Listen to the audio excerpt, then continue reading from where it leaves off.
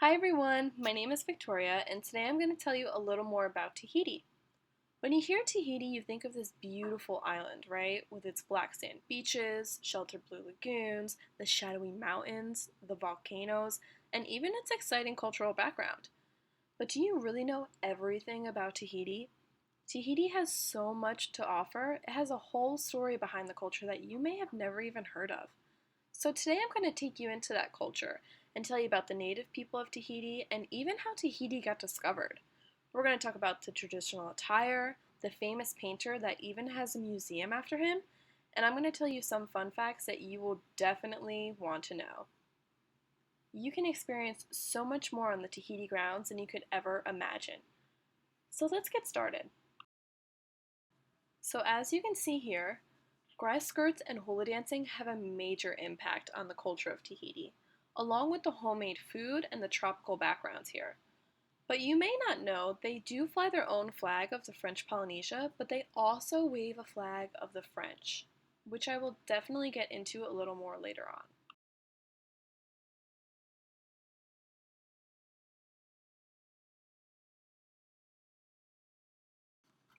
So, just to give the general geography of Tahiti, in this bottom right picture, I have the French Polynesia, which Tahiti is actually a part of.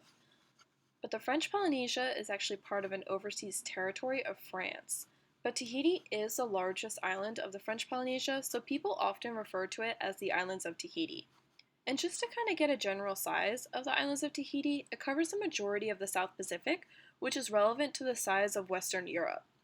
And in this bottom left picture, I kind of give you an idea of how far Tahiti is from Sydney and Tokyo and Los Angeles, which we're kind of familiar with. It's midway between Australia and California. And Tahiti is actually only an 8-hour flight from Los Angeles, which is totally worth it. And it's also on the same time zone as Hawaii, so you don't have to worry about getting too much of a major jet lag. But as you can see the picture above, Tahiti is incredibly small but large to the French Polynesia.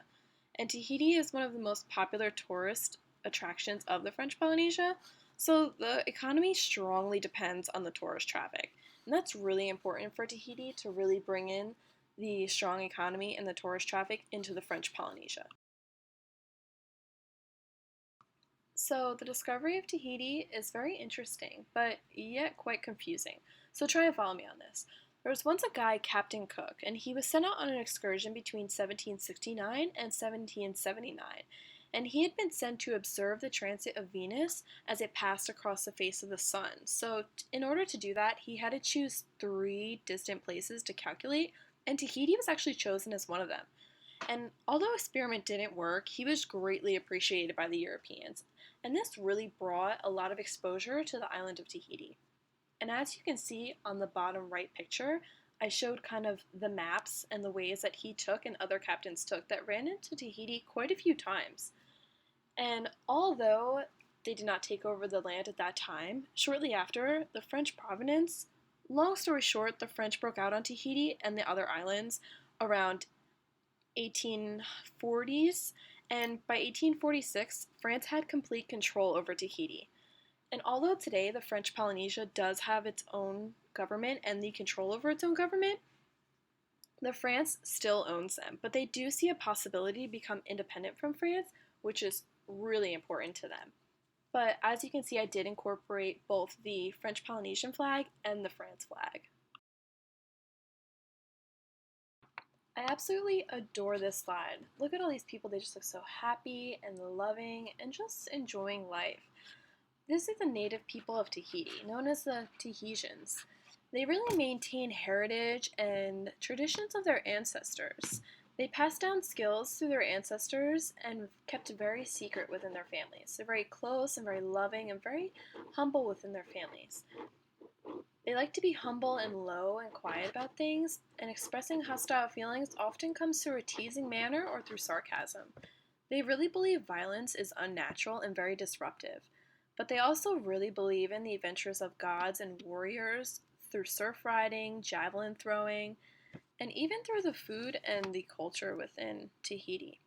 You will see flowers everywhere, especially in women's hair, and very decorative prints through their clothing and very colorful food as well, as they go fishing and catch their own food for themselves, which I find so interesting and so inspiring.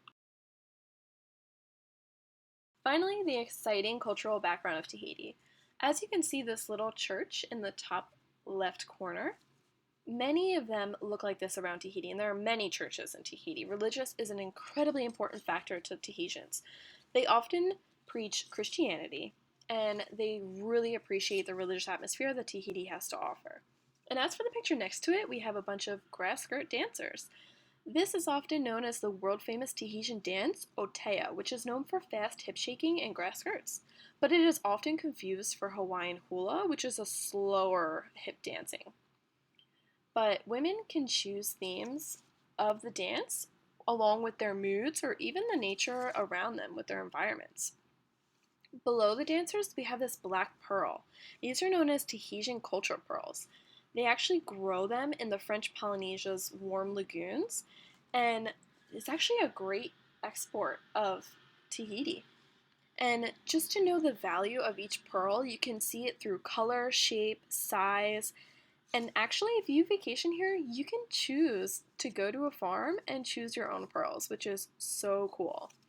And as for the food here, like I kind of mentioned before, they love to make their own food, find their own food, catch their own food, as well as prepare and cook it, which is incredibly important to the Tahitian culture.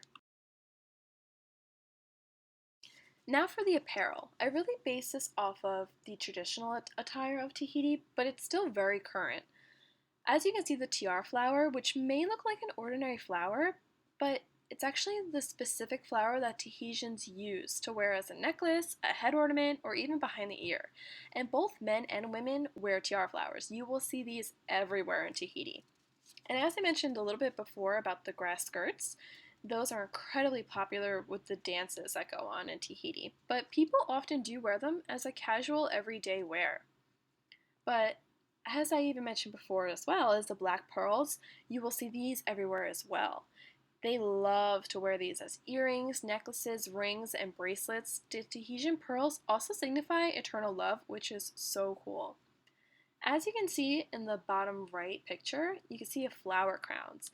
They use these really on tourists, and even the Tahitians wear them all the time too. They can either be known as a hei or a lei, and it's just a really floral crown made from the flowers around Tahiti. And for a more casual, everyday kind of look for women, men also wear these.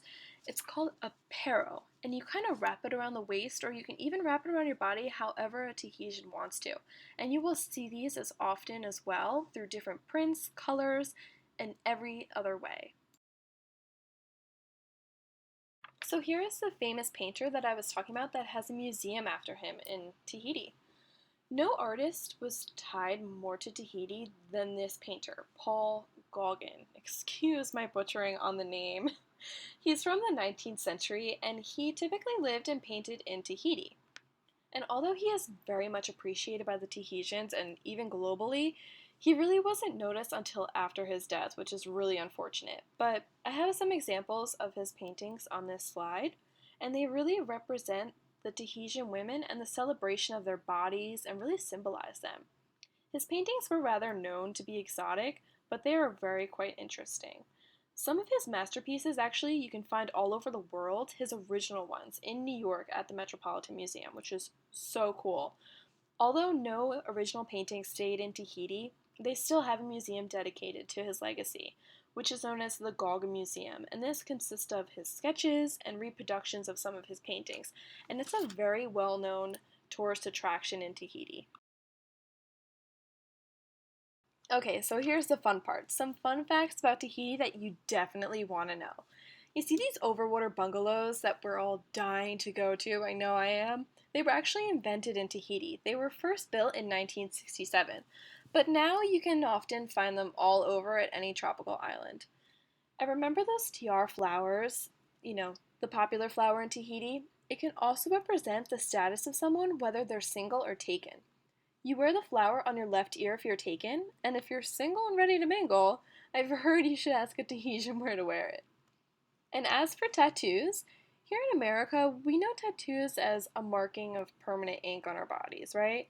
But in Tahiti, tattoos have long been considered signs of beauty. Today, about 60% of French Polynesians have a tattoo. The word actually originated here in Tahiti. With the god of tattoo, Tahu, he has passed down instructions to paint all the ocean's fish in beautiful colors and patterns through tattoos, which is so cool. And here's a little weird thing about Tahiti. The Tahitian alphabet only consists of 13 letters. The vowels A, E, I, O, U and consonants F, H, M, N, P, R, T, V. A little inside tip, Tahitians pronounce Bora Bora as Pora Pora because there's no B in their alphabet. How funny, right? So, I kind of discussed the Tahitian cultural pearls a little before, and this is actually Tahiti's biggest export. This is really important to know for Tahitians and their culture because of their economy. A lot of the economy comes from this large export they have. And as you can see on the bottom right picture is a food truck. Tahiti is known as the home of food trucks. You can find almost everything at a food truck, especially in Papeete, which is the capital city of Tahiti. You can find food trucks with crepes, to waffles, to Chinese, burgers, and even French fries. So if you're looking for a good food truck, I really recommend Tahiti. And this concludes the islands of Tahiti. But I'm going to give you one last look with a short video that gives a great inside look into Tahiti. And I promise you, you will definitely be planning your next vacation here. But I really hope you learned a lot about Tahiti and really enjoyed their cultural environment. Thanks for watching.